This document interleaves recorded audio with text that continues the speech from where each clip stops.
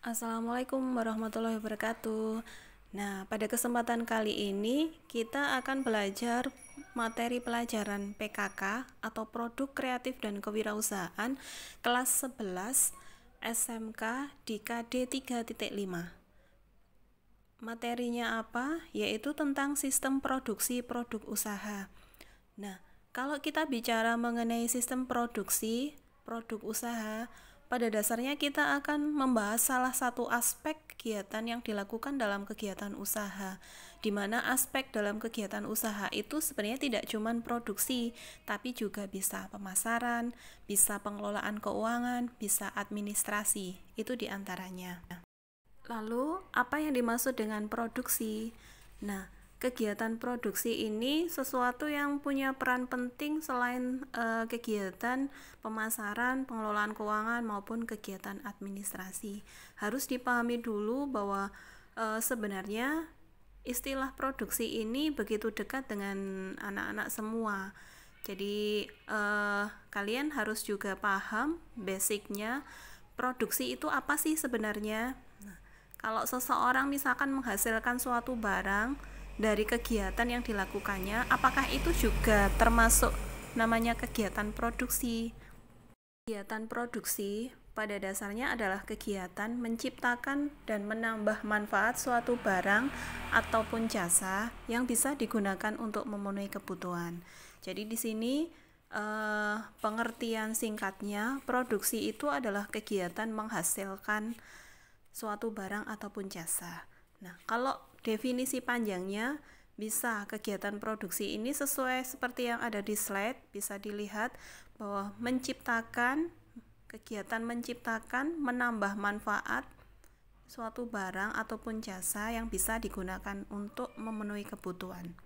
Nah, kegiatan menambah manfaat ini dalam kegiatan produksi itu ada 3. Di antaranya adalah manfaat bentuk, manfaat tempat, dan juga manfaat waktu.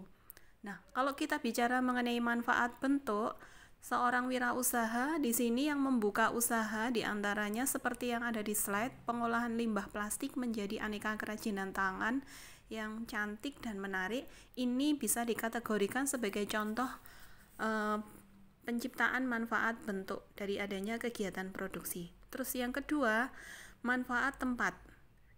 Contohnya adalah seorang wirausaha yang membuka usaha penjualan batu yang ada di sungai di desa, yang itu nanti akan diangkut menuju daerah perkotaan, karena di daerah kota itu membutuhkan misalkan untuk pembangunan rumah ataupun kantor. Kemudian yang ketiga adalah manfaat waktu. Contohnya di sini adalah seorang wirausaha melakukan kegiatan penyimpanan sebagian padi hasil panen untuk dijual atau dimanfaatkan di musim paceklik.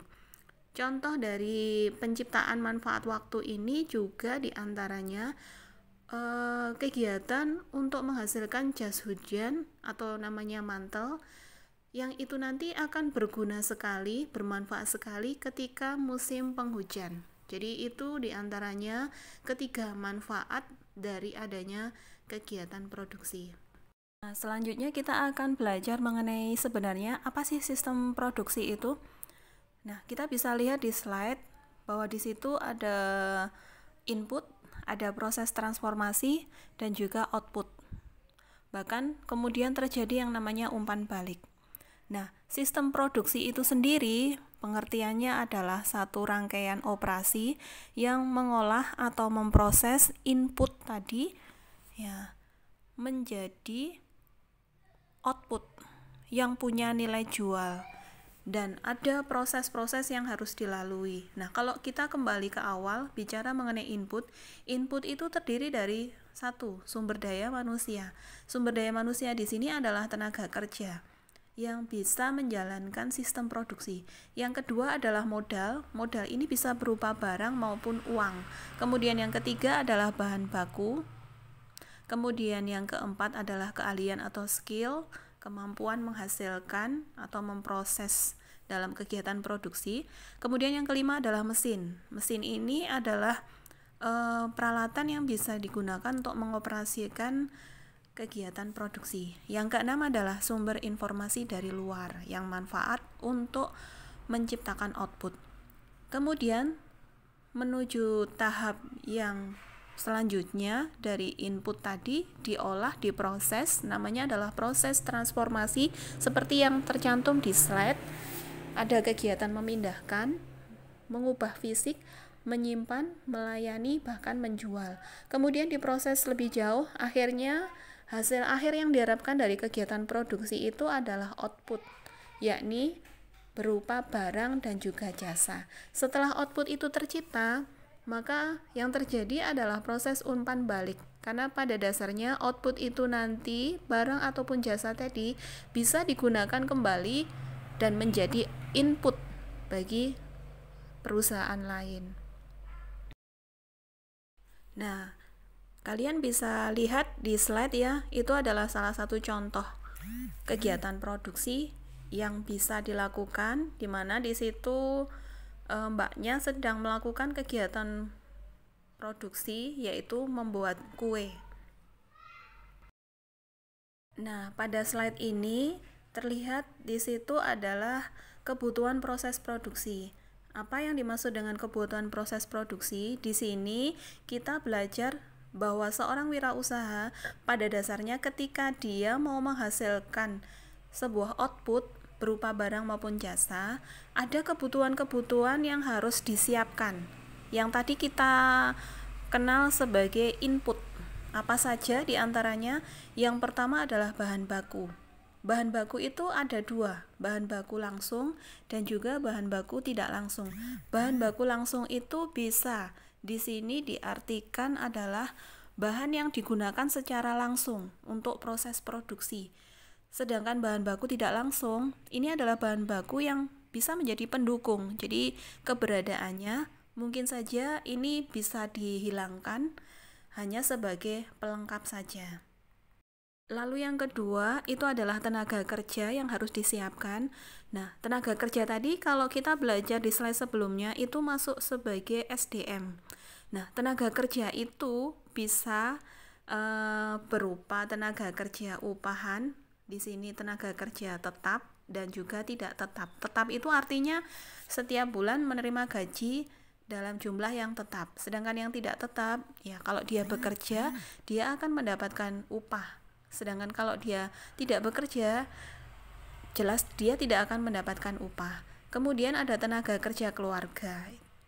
Nah, kalau bicara mengenai tenaga kerja keluarga, jelas berarti tenaga kerja ini memang anggota keluarganya saja yang nanti membantu proses kegiatan produksi. Ini biasanya dicontohkan untuk usaha-usaha seperti industri rumahan, mikro kecil.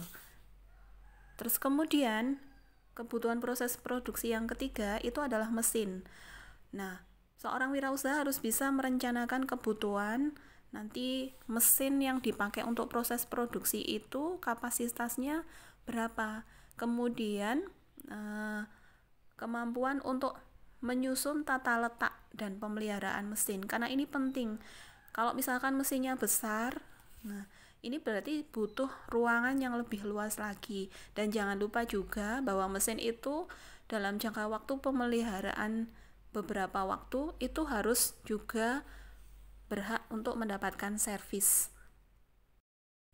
Terus yang keempat itu adalah lokasi usaha.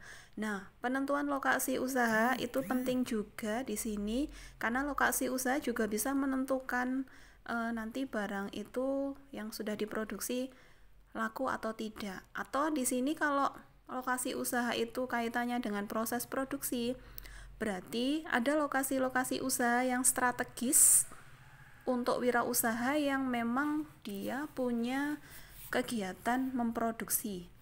Contohnya, nah, misalkan di sini pengusaha kue ya. Berarti lokasi usaha dia harusnya yang seperti apa bagusnya, yang tepat. Misalkan diantaranya dekat dengan sumber bahan baku, karena nanti juga hubungannya dengan biaya transportasi. Kemudian lokasi usaha yang bagus selanjutnya adalah lokasi yang dekat dengan pasar atau ini dekat dengan konsumen. Kemudian tersedia fasilitas transportasi. Kemudian tersedia tenaga kerja. Selain dekat dengan tenaga kerja, lokasi usaha yang strategis yang selanjutnya itu adalah adanya ketersediaan pembangkit tenaga. Apakah itu pembangkit tenaga listrik, ataukah mungkin di sini kebutuhan akan air bersih tercukupi. Nah, kemudian kebutuhan proses produksi yang kelima itu ada kaitannya dengan biaya produksi. Yaitu di sini kalau kita bicara mengenai biaya produksi ini adalah biaya yang nanti dikeluarkan oleh wirausaha tersebut karena sudah melakukan proses kegiatan produksi atau menghasilkan output berupa barang ataupun jasa. Ada penggolongan dua, yaitu biaya tetap dan juga biaya tidak langsung. Apa yang dimaksud dengan biaya tetap? Biaya tetap itu adalah biaya yang tidak akan berubah berapapun jumlah yang diproduksi. Kemudian, kalau biaya tidak langsung, biaya ini akan terpengaruh oleh besar kecilnya atau kapasitas yang sudah diproduksi. Contoh dari biaya tetap ini diantaranya adalah biaya sewa tempat usaha. Nah, biaya ini akan dibayarkan sama setiap 1 bulan sekali mungkin atau 1 tahun sekali. Misalkan sewa tempat usaha 1 bulannya 1 juta, maka dia akan bayarkan rutin itu setiap 1 bulan sebesar 1 juta rupiah. Kemudian biaya tetap yang selanjutnya adalah biaya gaji tenaga kerja. Nah, kemudian biaya asuransi, biaya pajak, dan lain sebagainya. Sedangkan biaya yang kedua adalah biaya tidak tetap, atau ini nama lainnya biasanya disebut sebagai biaya variabel, yang besar kecilnya nanti bergantung pada jumlah yang sudah diproduksi. Kalau jumlah yang diproduksi itu banyak, misalkan ada pesanan yang banyak, maka biayanya akan menjadi meningkat.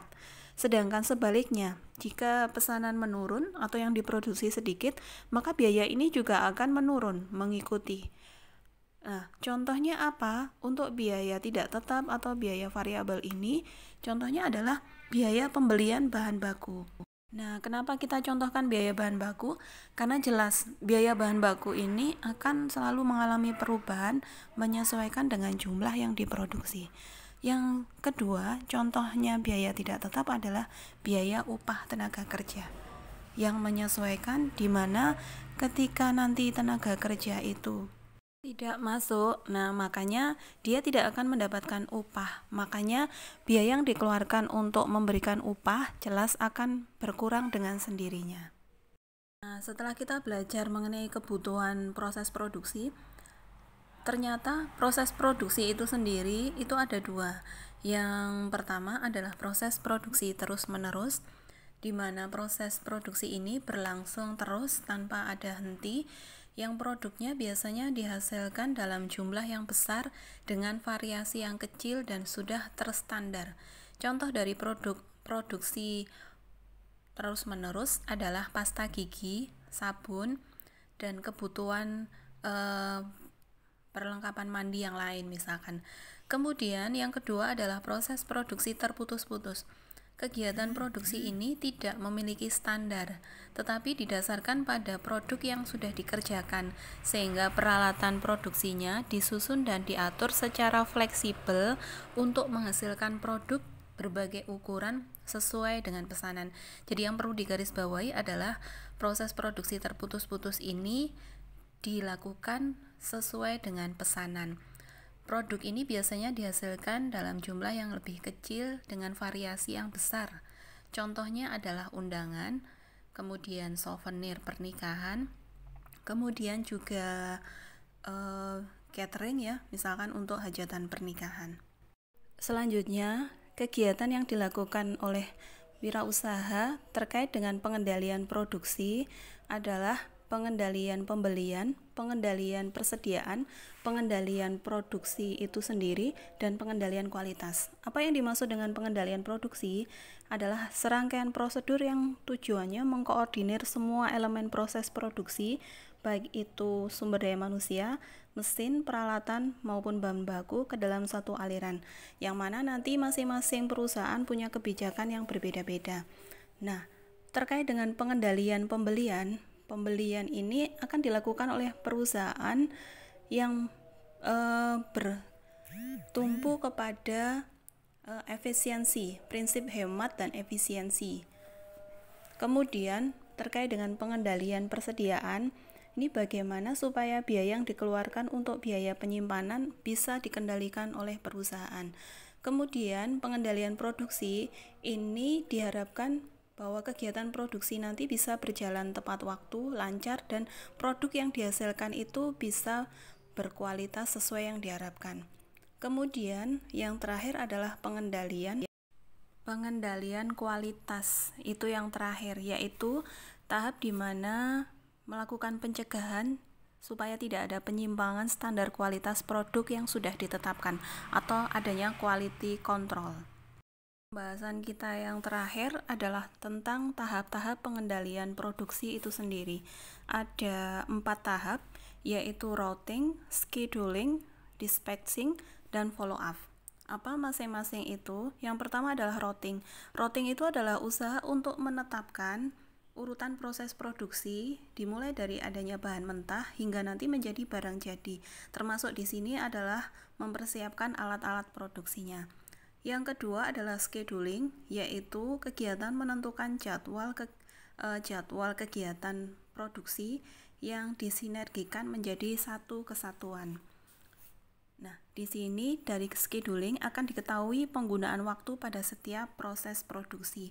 Yang ketiga adalah kegiatan dispatching, yaitu adalah proses pemberian perintah untuk melaksanakan operasi proses produksi yang sudah direncanakan dalam routing maupun scheduling. Pada proses produksi terus-menerus, routing itu ditetapkan lebih dahulu, kemudian baru scheduling dan dispatching. Sedangkan pada proses produksi terputus-putus, scheduling ditetapkan terlebih dahulu, baru kemudian routing dan dispatching. Yang terakhir adalah tahap follow up dari pengendalian produksi, yaitu usaha untuk menentukan berbagai kegiatan agar tidak terjadi penundaan dan mendorong terkoordinasinya seluruh perencanaan yang ada di produksi. Demikian materi kita mengenai sistem produksi produk usaha ya. Semoga kalian semua bisa memahaminya.